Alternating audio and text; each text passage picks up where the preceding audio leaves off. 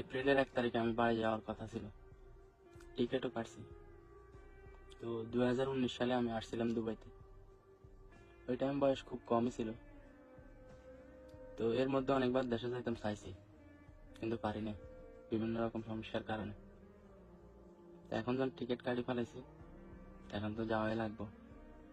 তো বাড়িতেও বলছি।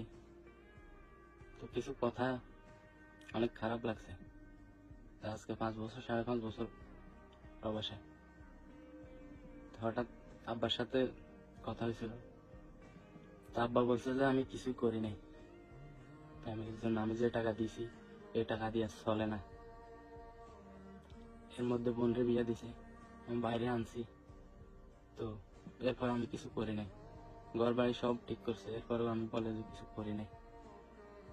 এর মধ্যে আমি অনেকবার অসুস্থ হয়েছি, দেশে যাইতাম চাইছি, যাইতে দেয় নাই।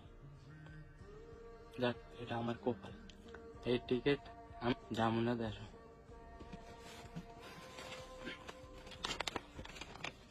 এই টিকিট